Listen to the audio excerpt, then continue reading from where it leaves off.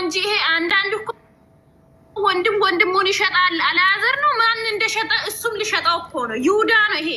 ምንም ቢያደርግ እኮ ኦሬዲ እሱ ምንም ቢያደርግ እየተመለሰ አይደለም እኮ። እኔ አሁን እረፍት አግኝቻለሁ ኤርሚም እረፍት አግኝታለሽ ብሏል። አብርሃም ወስኗል አይደለም። ወንድምዩ አባቱ ቢመጣ አብርሃም ወዳላ አይመለስም። እናንተ ማውቂያ እሱማ እንዴት ይመለሳል? ግን አሁን ዳኒ ፊት ላይ መጥራት አግባብ አይደለም። ስሜታዊ የሆነ ነገር ቢያደርግ ዳኒን ደግሞ እኔ አብርሃምን ቢሆን ዳኒን እናቴ ትሙት በቦክስ ነው ጥርስ አባቱን ማራገብ ነው። ስሜታዊ ወንጀል ውስጥ ይገባና እሱ ማሰብ መቻል አለብን። እኛ እንደምናስበው አይደለም። ዳኒ አንተ ከፈለካት አግባት ብሎታል። አግባት ልጇንም እቀፍላት አግባት አለ። ስሚ እቺን ፈጣሪ 1000 ሜትር ሰይጣንን እንዳራቀ ከአብርሃም ሸሉ።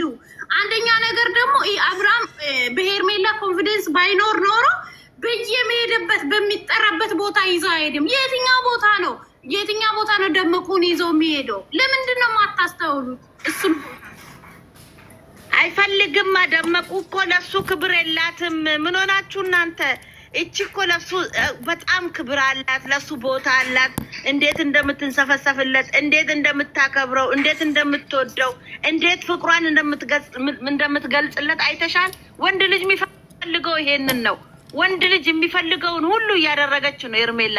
ያቺ ከካምሳ የሷ ፍቅር በጥፊ መምታት፣ እሱን ማዋረድ፣ እሱን በጎረምሳ ማስደብደብ፣ ማሰደብ፣ ማዋረድ ነው የሷ። አስበሽዋል? ይሄ እስኪ ወንድ ልጅ የቱን ነው የሚፈልገው? የሚያዋርዳትን ሴት ይፈልጋል። የሚያዋርድሽን ሴት ትፈልጊያለሽ አንቺ ወንድ ትፈልጊያለሽ። ከራስሽ ጀምሮ የሚያከብረንን የሚወደንን ለኛ ቦታ ያለውን ነው እንጂ የምንፈልገው በየቦታ በጥፊ እየመታን በየቦታ ላይ በጓደኞቻችን ፊት ለፊት የሚያሳቅቀንን ወንድ እንፈልጋለን እኛ ከራሳችን። ከራስሽ ውሰጂ እስኪ። እንደዛ ናት እቺ ሪታ ማለት። ኤርሜላ ደግሞ የፍቅር ሰው ናት።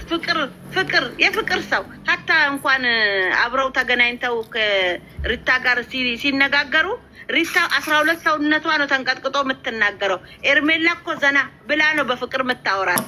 እስኪ በደንብ አድርገሽ ኤርሜላን ሄዳ እንዲህ ስትገፈትር ኤርሜላ ምንም አትላትም። በእጅሽ እንዳነከኝ ነው እንጂ ምትላት ማለት ነው። በተራ እናት ነኝ እኔም ተፋትቻለሁ። ሩታ ግን አልፈልግም ብላ አማዷ ነው እንጂ እንደዛ ነው። ማንም እኮ ፍቺን አይደግፍም። ከሷ ምን እንማር ብሎ ስንት ሰው እየጮኸ ነው። ግን እኛ በተራ እየተነጋገር ከሁላችንም እንትን እንስማ። ሩታ የራሷን ትዳር ደስታን ልታገባ ነው። ደስታን ፍቅሩን ተቀብላለች። በቀደም አቅፋው ስማዋለች። አይተናል አይደለ? ደስታን ፍቅር እንደዛሬ ተቀብላ ነው እንደ ነገ እሱ ቀለበት ያደረገ አይደለ እንደ አብርሃም። ለዛ ሲጀመር አብርሃም የተፈታ ሰው ነው። ምንም ነገር ከሪታ ጋር የለውም። ባይፈታ እንዲህ አይነት ነገርም አይሰራም። ስለፈታ ነው ፍታኝ ብላ አስቸግራው አስደብድባው አሰድባው ነው አሳስራው ነው የፈታት አይደለ? ከዛ ወዲህ ደግሞ ከተፈታች ወዲህ ብዙ ሊታረቅ ብዙ ነገር አድርጓል። አልቻለም። ለምኗታል። ትግስቱ ሲያልቅ የራሱን ላይፍ ጀመረ። ለዛ አሁን ደግሞ እሱ ቀለበት ካሰረ በኋላ ማለቃቀስ አይሰራም። ራሷን ጠብቃ ልጇን ማሳደግ የፈለገችውን ላይፍ መኖር ብትፈልግ ዳኒን ታግባ፣ ብትፈልግ ደስታን ታግባ፣ አያገባንም። አፋን አሳርፋ ልጆቹ ላይፋቸውን ይኖሩ፣ ላይፋን ትኖር። አልፈልግም ወንድ ልጅ እያላት ምንድነው ማለቃቀስ እየሄደች ለምን ሴትን ታሰድባለች? ለምን ሴትን ታዋርዳለች? መጀመሪያ አያያዝ አታውቅበትም። አያያዝ አላወቀችበትም። በቃ አያያዝ የሚያቅሰው ፍቅር የሚያቅሰው ልጁን በቃ ወሰደ። ምንም ማድረግ አይቻልም። እሱ ህፃን አይደለም እኮ ፍቅር ባይዘው ኤርሜላን እኮ ሄዶ ቀለበት የሚያስር እሱ ህፃን አይደለም። ራሱን የሚያቅሰው ነው። ገብቶሻል አይደለ? የሚሆነውን የማይሆነውን ሁሉን ነገር ያውቃል። አስቦ አልሞ ወደ ታች ወደ ላይ አርጎ አስቦ አልሞ ኤርሜላ እንደምታዋጣው ሲያስብ ኤርሜላን ቀለበት አሰረ። አለቀ። ርታ እንደማጠቅመው አወቀ። እቃ ስታሳጥበው በዳኒ ስታሰድበው ዳኒ የመጨረሻ ልጇን አባት ሲሳደብ ቆማ ስትስቅ አይታችኋል እናንተ? ስትስቅ ደግ አደረክ እንኳን አሳጠብከው እያለች የዚህን ያህል እኮ የወረደ ጭንቅላት ያላት ሰው ናት። ዛሬ ደግሞ ባሌ ብላ ስትሄድ አታፍርም? ተፈታ የለ አልፈልግህም ብላው የለ አልፈልግም ብሎ ደግሞ እሱ ትዳሩን ሲጀምር ለምን ሄዶ መረበሽ አስፈለገ? ወንድ ያለሱ የለም ወይ? ሌላ ቦታ ለምን አትሄድም? ይኸው ደስታ ከሷ ጋር በቁሳቁስ ቤት ገዝቼልሻለሁ መኪና ገዝቻለሁ እያለ እሺ ብላው የለ ሄዳ አታገባም። እርግዝና ከሆነ ደግሞ በቀን ገደብ ይወጣል ብሏል አብርሃም። እኔ ምንም ነገር አላደረኩም፣ እኔ ሳላቅ ላደረኩት ነገር ተጠያቂ አይደለሁም ብሏል፣ ቃል ሰጥቷል። ሲጀመር ደግሞ እውነት እርግዝና ካላት ወይ ደስታ ነው ወይ ዳኒ ነው። ይሄ ደግሞ ዲኤንኤ ያረጋግጠዋል። የአብርሃም ከሆነ አሁን ጊዜው ተሻሽሏል አይደል እንዴ? ዲኤንኤ ከአባትየው ከልጁም ተወስዶ ይመረመራል። ወይ ዳኒ ይሆናል ወይ አብርሃም ይሆናል። ምንም ችግር የለም። የአብርሃም ከሆነም ይታያል እኮ። አብርሃም ግን ከዚህ ውስጥ የለም።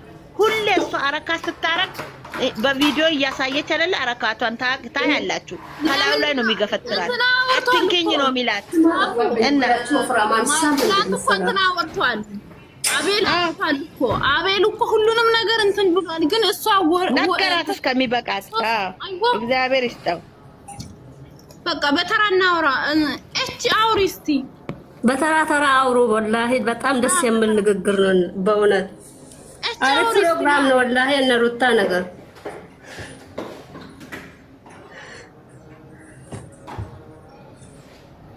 እቺ የለችም ሊሊ። ሰላም ናችሁ? እኔ ሀሳባችሁን እስማማለሁ ጋይስ፣ ጥሩ ነው።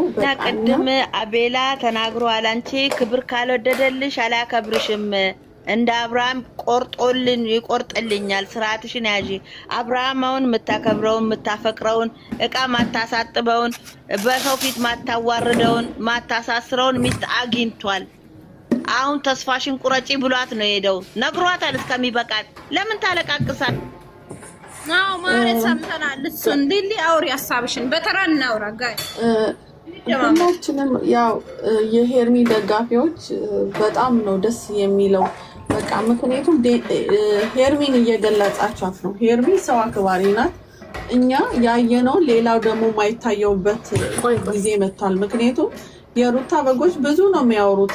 ሄርሚላ ኮንትራክት ናት ይላሉ፣ ምን ይላሉ። አብርሽ ምርጫውን አሳወቀ።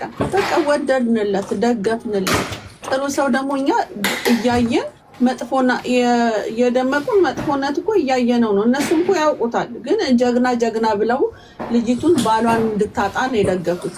እኛ ደግሞ ሄርሚ ስታጠፋ ጥፋቷን ፎልት ፋይንደሯን ጋይስ ምንም ነገር አንምራትም እና ምክንያቱም ነገ እንድትስተካከል ካጠፋች አርመናት እየተራረምን ነው የምንቀጥለው እንጂ ይሄንን ጥፋቷ ጋር ሆይ እያልን እኛ አብርሽን ሉዝ እንድታደርገው አናደርግም። ፎልት ፋይንደሯን እየነገርን እያስተማርናት እኛም እየተማማርን ከሷ ብዙ ነገር ነው እኔ የተማርኩት። አስዌር በጣም በቃ ብዙ አስተማሪ ናት ለኛ እና እቺን ልጅን አለማድነቅ በጣም ስህተት ነው ብዬ ነው ማስበው። እሺ ሶ ናይስ ፐርሰን በጣም አክባሪ ናት ለባሏም። እኔ ወንድምየው ምኑ እንደሆነ እኔ አላውቅም። የሆነ ነገሩ ከሩታ ሼር ሳረግ አይቀርም። የሆነ ነገር የጎደለበት ነገር አለ። እኔ እንደዚህ አይነት ሞመንት ማውራት አልፈልግም፣ ግን እኛ አከበር ነው ለአብርሽ ስንል ማውራት አንፈልግም። ግን መስመሩን ጥሶ ሄርሚን የሚናገር ከሆነ ግን እኛ ይሄንን አናልፈው። አሁን ግንም ይታረም፣ እድሉን እንሰጠዋለን። በቃ ካልፈለጋት ራሱ አለመናገር ዝምታ በራሱ ጥሩ ነገር ነው። ዝም ማለት ሃይሚ የአብርሽ አይደለች። ምንም ኮሜንት አታረግም። በቃ ምንም ኤክስፕሌን አታረግም። እየወጣች ለምን የሱ ህይወት ነው ብላ ስለምታምን በቃ ዝም ብላ እያየች ነው። ለምን እንደሷ ዝም ማለትን ኤልዱ ወንድሙ አይደለ አብርሽ አይናገሩም። ለምን የራሱ ህይወት ነው ብሎ ስለሚያስቡ። ይሄ ደግሞ እስከ ዛሬ የት ሄዷል? ተፋተው እስከሚደርሱ ድረስ እስከ ፍቺ ድረስ መቼም በህይወት ኢትዮጵያ ካንትሪ ነው መሰለኝ የሚኖረው። ሶፊ ነው ኤቭሪቲንግ ያውቃል። ይሄ ደረጃ ላይ እስከምትመጣ መጥቶ የተፋታችን ሴትዮ እንደገና አሁንም ቁጭ ብሎ እንዳስረገዘ አርግዛለች ብሎ ዲፌንስ ያቀርባል። እኛ እንድንጠላህ አናደርግም። ምናልባት የሩታው ኦዲየንሶች ሰብስክራይብ ላይክ አድርገውልህ ሊሆን ይችላል። እነሱን ደግሞ አለማሳዘን ብለን ማይሆን ነገር ወንድምህን አታሳዝን። ወንድምህ ይበልጣል። ሰብስክራይብ ባዩ ለጊዜው ነው። ወንድምህ ግን እድሜ ልክ ካንተ ጋር የሚኖር ነውና የሱ ላይፍ ላይ ባትገባ ጥሩ ባይነኝና ጋይስ እኔ ይሄ ወንድምየው በጤናው አይመስለኝም። እኛ የሄርሚ ኦዲየንሶች የአብርሽ ኦዲየንሶች ሁሉ ነገር ወደፊት ነው። ሲያጠፉ አርመናቸው ከነሱ ጎንነንና አመሰግናለሁ ጋይስ ቴንክ ዩ። ካጠፋው ግን ከስተቴ እኔንም አርሙኝ። ምታረሙኝና አመሰግናለሁ። ሚሚ ሚሚ አቤት እየሰ ኤማ